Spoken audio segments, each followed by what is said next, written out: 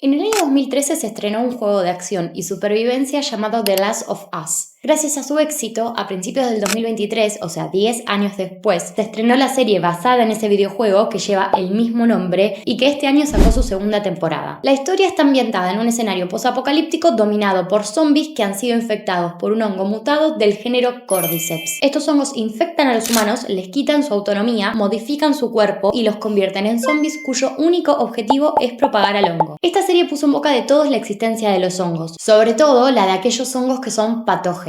Pero ¿cuánta ciencia hay detrás de la ficción? ¿El hongo es capaz de infectar a los animales? Aún más, ¿es posible que los Cordyceps muten lo suficiente como para poder atacar a los humanos?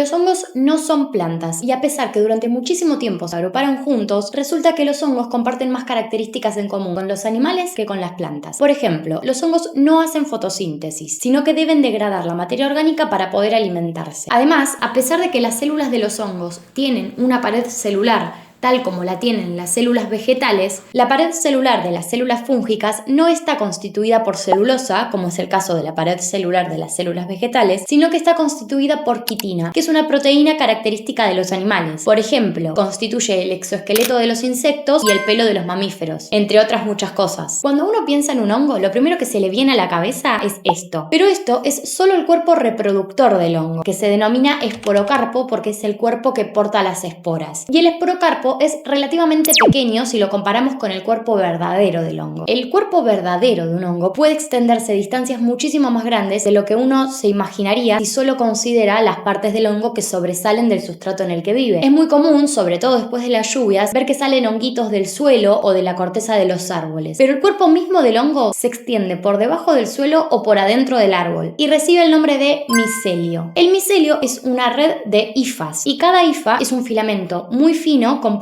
por una o más células dispuestas una atrás de la otra. Y el hecho de que un hongo sea una red de filamentos cambia la manera en la que los entendemos, porque cuando vemos esto, que parece una estructura densa y compacta, en realidad tenemos que entender que lo que estamos viendo es una red de filamentos más parecida a este esquema. Esto es mucho más evidente cuando vemos a un hongo creciendo directamente sobre la fruta, en donde se ve directamente al micelio del hongo como una red de hilos blancos muy finitos. Ahora bien, habiendo resumido brevemente qué es un hongo, pasemos a ver cuánta ciencia hay detrás de la ficción. En la serie The Last of Us, el protagonista es un hongo mutado del género Cordyceps, cuya mutación le ha permitido infectar a los seres humanos y convertirlos en zombies que tienen como único propósito propagar al hongo. Los hongos de este género Cordyceps efectivamente existen y se distribuyen por todo el mundo, en particular en bosques húmedos y tropicales. En la vida real, los hongos del género Cordyceps y también los del género Ophiocordyceps son principalmente parásitos de insectos, como hormigas, polillas o chinches, pero también existen otros hongos de estos mismos géneros que son patógenos de otros hongos. El parasitismo de los hongos de estos géneros sobre los insectos es muy particular, porque no solo viven a costa de estos insectos, sino que también tienen la capacidad de controlar su sistema nervioso para que el animal se comporte como ellos quieren. En este trabajo se estudió cómo avanza la infección del hongo Ophiocordyceps sobre ciertas hormigas de la selva tropical de Tailandia. Cuando las esporas del hongo han logrado germinar dentro del cuerpo de las hormigas, el micelio crece y va llenando lentamente el cuerpo y la cabeza de la hormiga, lo que provoca que sus músculos se consuman y que las fibras musculares se separen. Al principio, las hormigas que están recién infectadas por el hongo llevan a cabo una rutina normal.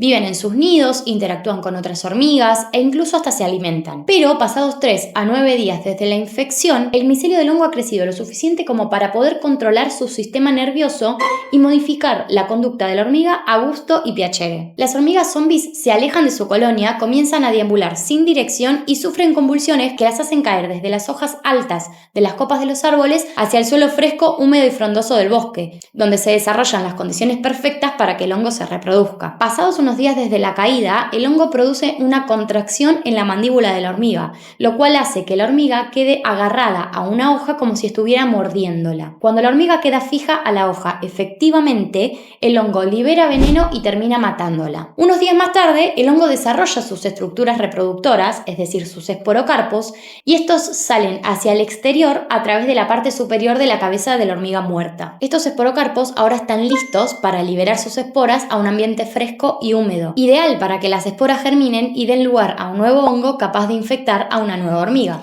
Ahora bien, los hongos de estos géneros no andan por ahí eligiendo víctimas al tuntún. De hecho, todo lo contrario. La elección del hospedante por parte del hongo es muy específica. Esto quiere decir que un hongo es capaz de infectar solo a algunas especies y ser completamente inocuo para otras, incluso entre especies de un mismo grupo. Por ejemplo, una especie de hongo puede ser capaz de infectar a una especie de hormiga de la selva tailandesa y ser inofensivo para el resto de las especies de hormigas de ese mismo hábitat.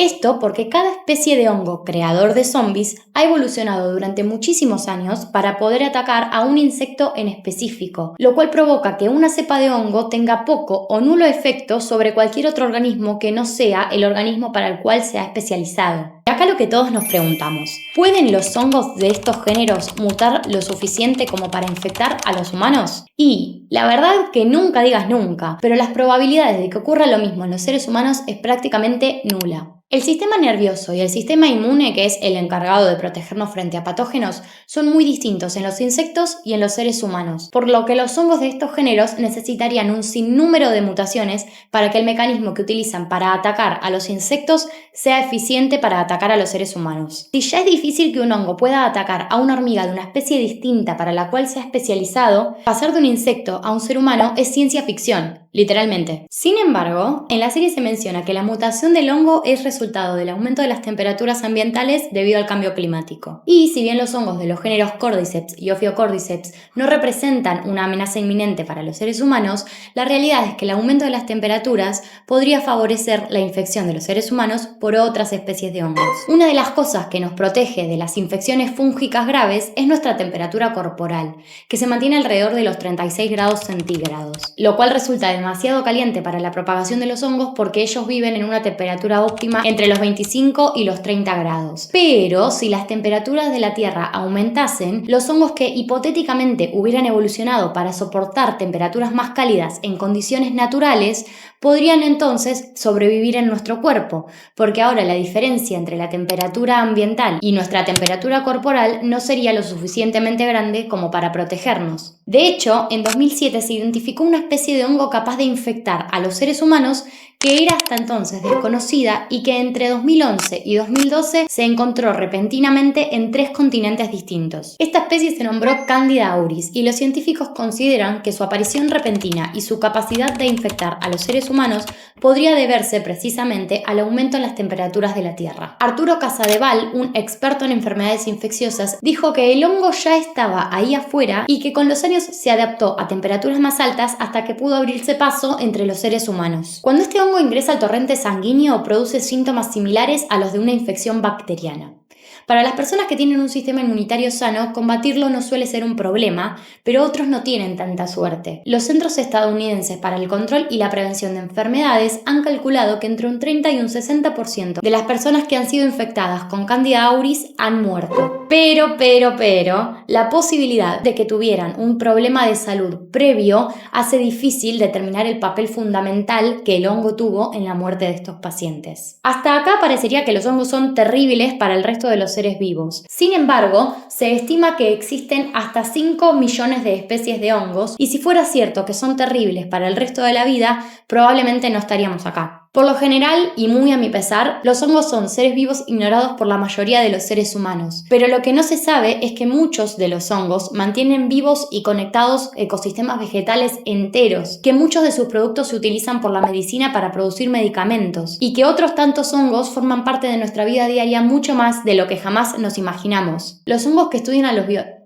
Los biólogos que estudian a los hongos han descubierto hace muchísimo tiempo hongos capaces de degradar plástico, hongos bioluminescentes, hongos comestibles y hongos cuyos micelios se utilizan para producir biomateriales. Por si no se dieron cuenta todavía, yo amo los hongos y me encanta dar a conocer cómo forman parte de nuestra vida diaria, contar para qué se utilizan sus productos o investigar acerca de las asociaciones simbióticas que llevan a cabo con otros seres vivos. Pero todo eso lo voy a dejar para un próximo capítulo en el cual la idea es hablar un poquito acerca de algunas de las múltiples cosas increíbles que pueden hacer los hongos. Si te gustó este capítulo, te espero en el próximo, que si todo sale bien, probablemente suba la semana que viene. Nos vemos ahí.